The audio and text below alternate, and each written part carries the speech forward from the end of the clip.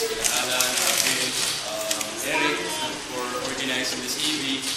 Hindi na kasi na nag-EV na tayo ngayon lately. So, I'm very glad that we have an EV on Discus because medyo matagal-tagal na rin kami na nag-iintay na to promote Discus talaga. So, hopefully today or with you guys, with your help, we can go on and promote Discus even more dito sa Philippines. So, enjoy!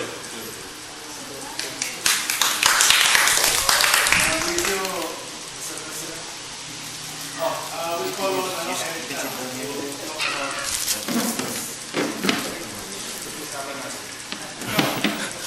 under the sun.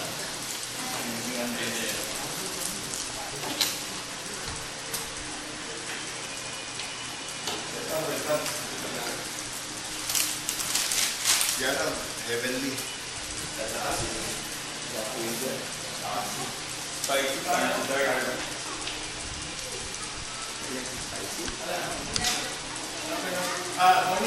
Morning ba? Carlo, Archangel, and Spice King.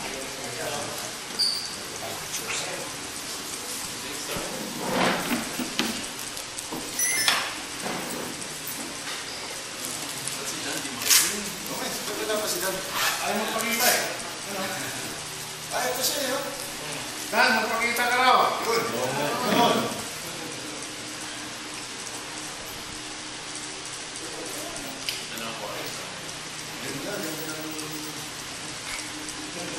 Dati puro ano yun, mga poison card.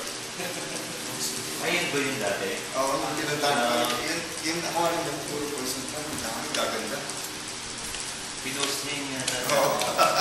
Pinost ko yung mga poison card. Nangingit ko din daw eh.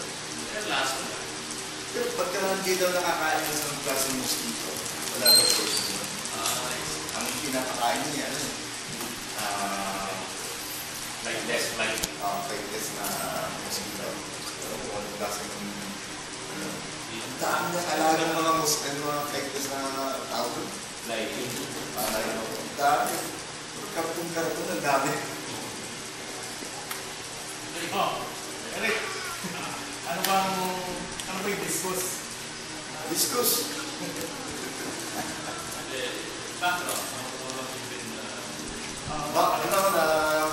Nag-start ako sa Discus 1993. Nung nakakita ako ng salter na saan sa ilang Petro, nagabo. Alvarado Petro ba yun? Petro, Marumpas. Nung inuwi ko after a week, nanganak ko ng itlog, nakapisa. Na-addict na. After another 2 weeks, pumunta ako kay Cesar. Bumila ako ng 2 pair na panibago. Tatlo na. After lahat nakakanak siya. Dami. Tapos nung uli, nag-stop ako noong 1995. Dahil noong 1994, nag-import ako ng Discus sa Texas, sa US, ano? Then, Discus Heaven meron. At saka Discus. Nung inuwi ko, 25 pieces. Out of the 25 pieces in 1994, 1995, 25 pieces nakakuha ko ng 16 pairs, 6 pairs, 8 pairs. Lahat nangingitlog, kaso na puro bugok. Sabi ko, ba't gano'n yung mga local ko naman? Lahat, isa. Nagtanong ako sa forum, sa mga forum ng Anong year yun? 1995. May internet na na. Meron na.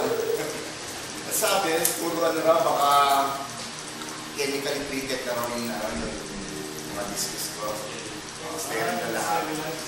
Pero hindi, nung krinos ko yung isang pair sa local, nakapag-produce ng ilang pirasong, ilang pirasong buhay.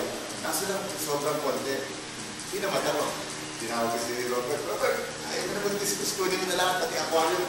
Ayun mga isda ko lahat na kay Robert. Robert Chow. Yan. So, paano nagsimula ulit?